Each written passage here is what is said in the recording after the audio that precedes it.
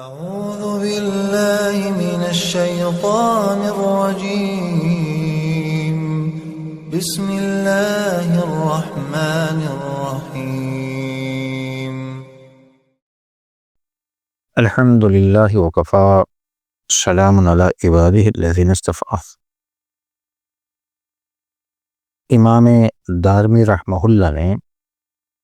سیدنا ابو ہریرہ رضی اللہ تعالی عنہ کے حوالے سے اللہ کے رسول صلی اللہ علیہ وسلم کے ارشاد نقل کیا ہے کہ کم من صائم لیس لہ من صیامہ الا الظمأ وکم من قائم لیس لہ من قیامہ الا السحر، کہ بہت سے روزہ دار ایسے ہیں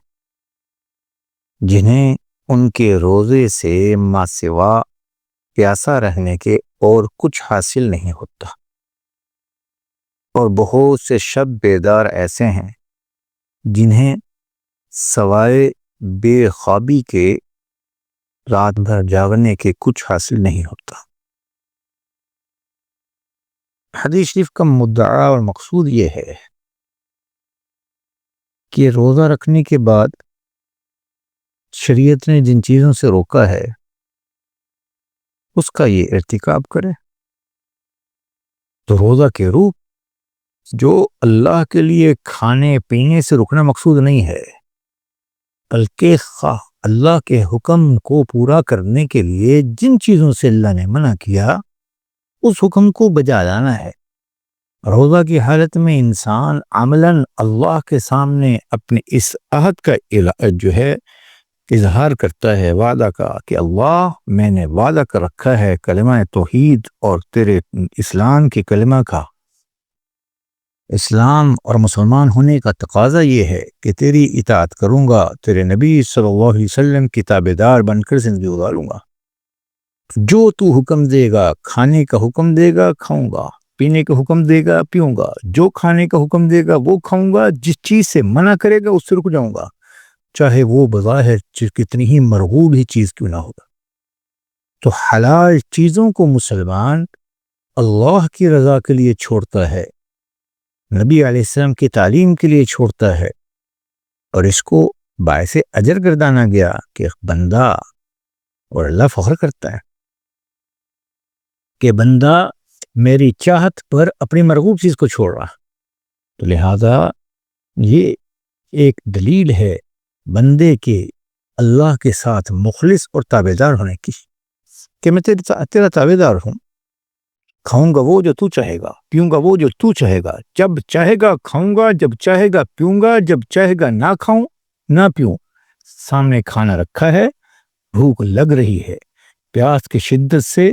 حلق تر ہے، خشک ہے، اور جی چاہتا ہے یہ مرغوب پانی، ٹھنڈا پانی پی لوں، لیکن اللہ کی منشا کے تابع ہے کہ نہیں، اللہ نے منع کر رکھا ہے روزہ کی حالت میں اس حلال چیز سے بھی دور رہنے کا،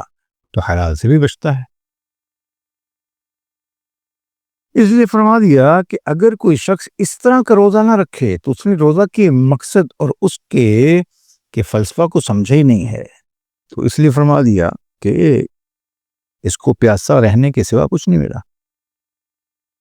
ایسے ہی رات کا قیام اللہ کے قرب کا ذریعہ ہے،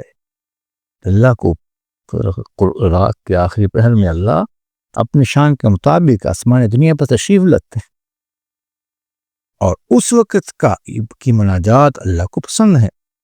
اور یہ شخص رات کے قیام تو کرتا ہے لیکن دن میں رات کے قیام کی جو مقتضیات ہیں اس سے ہٹ کر زندگی گزارتا ہے، کہ رات میں سونا اس کے لیے جائز تھا، اللہ کے لیے سونا چھوڑا، رات میں اس وقت کو کی راحت رسانی،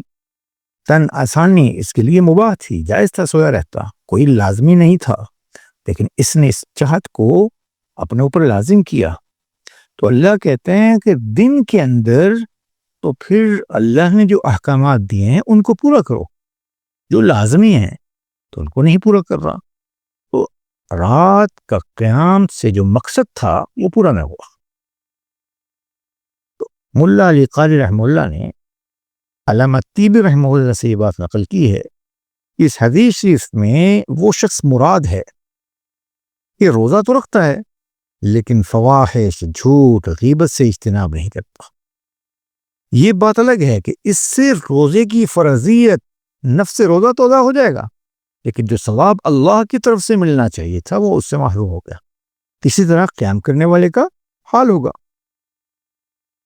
تو تمام عبادات میں شریعت کی حدود کا لحاظ رکھنا ضروری ہے۔ اس لیے علماء نے لکھا ہے کہ بظاہر تو اس حدیث میں 2 عبادتوں پر ہی حکم لگایا گیا، مگر اس سے مراد صرف یہ 2 عبادتیں ہی نہیں بلکہ تمام عبادات، چاہے وہ حج ہو، زکوٰۃ ہو، تبلیغ ہو، تدریس ہو، تصنیف ہو۔ یہی مسئلہ ہے کہ تمام ہی میں اللہ کی رضا اور خوشنودی کا جذبہ ہو، ورنہ جو اس عبادت سے اجر و ثواب جس درجے کا ملنا چاہیے تھا، کیا جو اس کے روحانی اثرات پڑنے تھے اس کی طبیعت پر، اس کے نفس پر، اس سے یہ محروم رہے گا۔ اللہ ہم سب کو اپنی رضا والی زندگی عنایت فرمائے۔ ہر شخص سے اللہ ہماری نسلوں کی حفاظت فرمائے۔ السلام علیکم ورحمۃ اللہ وبرکاتہ۔